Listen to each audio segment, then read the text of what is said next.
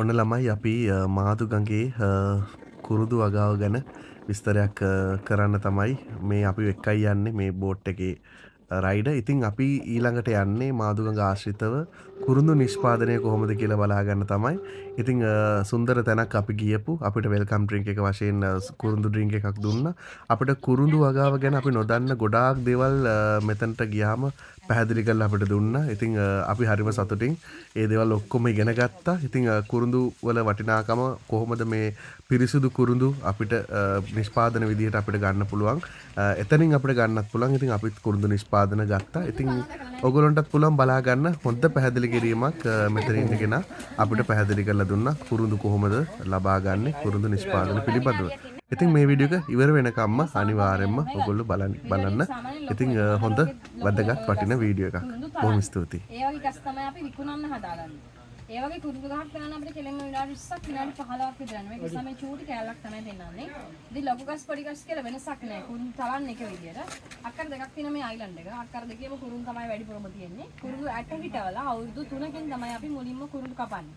ඊට පස්සේ ආයෙමත් අවුරුද්දකට එකපාරක් කුරුඳු කපනවා. සාමාන්‍යයෙන් කුරුඳු වල මල් ඇට දළු ආපු කාලේ කුරුඳු තැලෙන්නේ නැහැ. තැලෙන්නේ නැහැ කියලා කියන්නේ මේ පොත්ත පොඩ්ඩක් ගලව ගන්න අමාරුයි.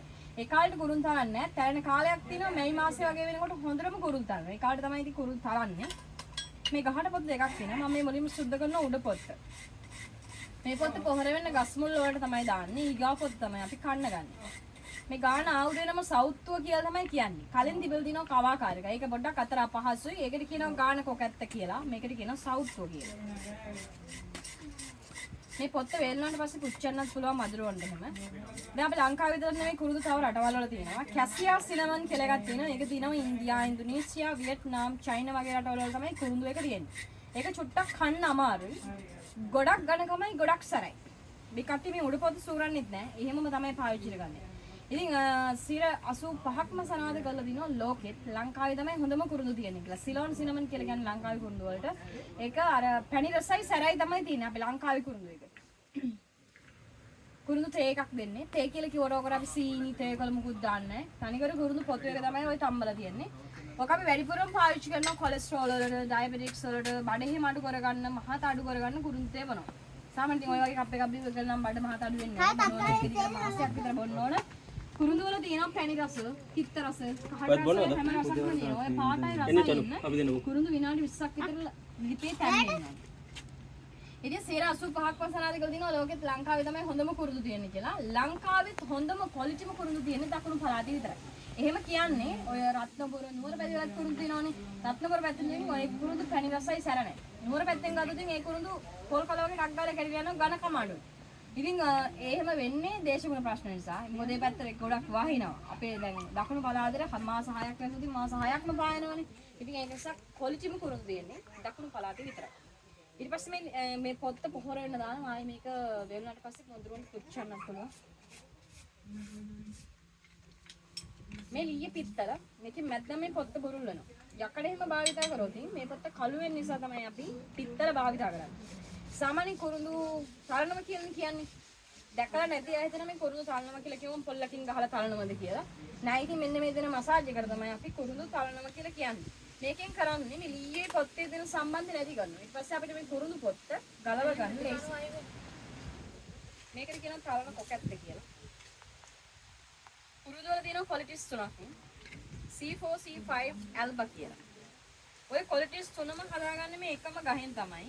ගලව ගන්න විදිය විතරයි චුට්ටක් වෙනසක් තියෙනවා. මේ ගලවන්නේ මම C4 C5 වලට ඇල්බා හදාගන්න මෙහෙම වටේටම ගලවන්න ඒක පොඩ්ඩක් කීනියට පෙන්සිල් සයිස් එකට හදන්න ඕන. ඒකට පොඩ්ඩක් මහන්සි වෙන්න ඕන.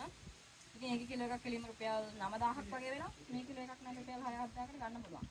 කුරුඳු ඉතින් චුට්ටක් නිලයි. මොකද කුරුඳු හදාගන්න මැෂින් එකක් නෑ අපි. අතේම තමයි ඔක්කොම හදාගන්න ඕන. ඒක නිසා ඉතින් කුරුඳු චුට්ටක් නිලයි.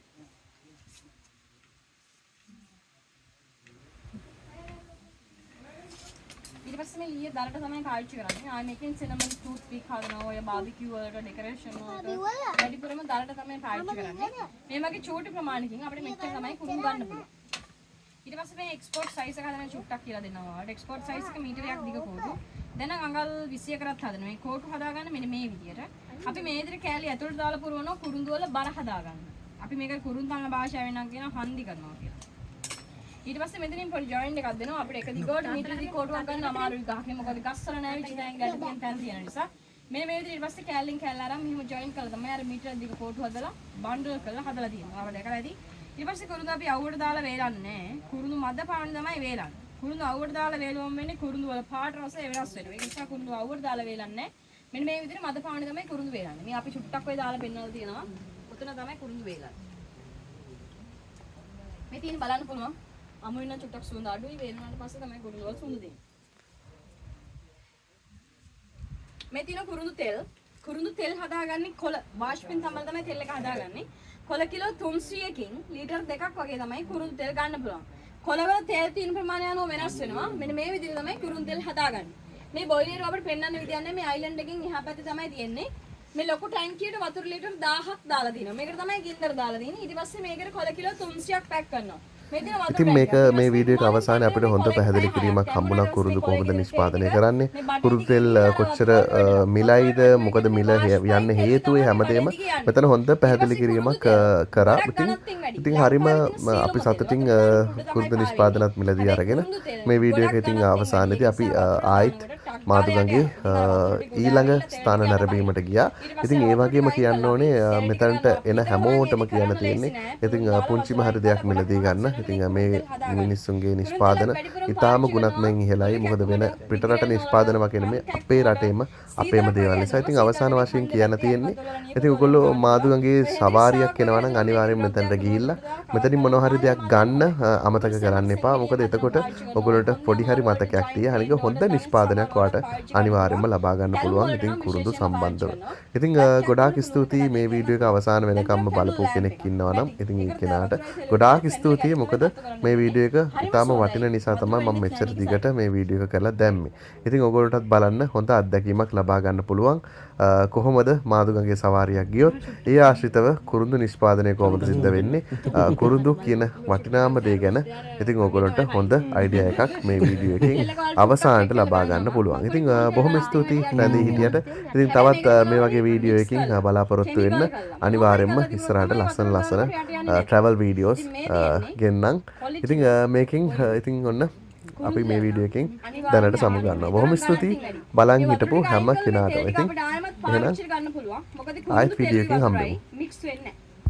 ඉතින් අපි පෙන්නන්න එක තෙල් එකක් අර විකුණන්න එක තෙල් එකක් නෙමෙයි මේ තෙල් එකම තමයි විකුණන්නත් තියෙන්නේ. ඉතින් රුපියල් 400ක් වෙනවා මේ බොටල් එකක්. ඉතින් අපිම හදාගන්න අයිටම්ස් 4ක් තියෙනවා. කුරුඳු කුඩු එක තියෙනවා, කුරුඳු කෑලි එක, කුරුඳු හඳුන් කුර එකක් තියෙනවා, මේ තෙල් එක තියෙනවා. හැම එකක්ම රුපියල් 400ක් වෙන්නේ. ඉතින් කොහෙමත් ගෙනල්ලා විකුණන්නේ අපි හදාගන්න දෙයක් තමයි අපි ඔයාලටත් දෙන්න. ඉතින් ඔයාලට කැමති නම් ගන්න පුළුවන් මම පෙන්නන්නම්.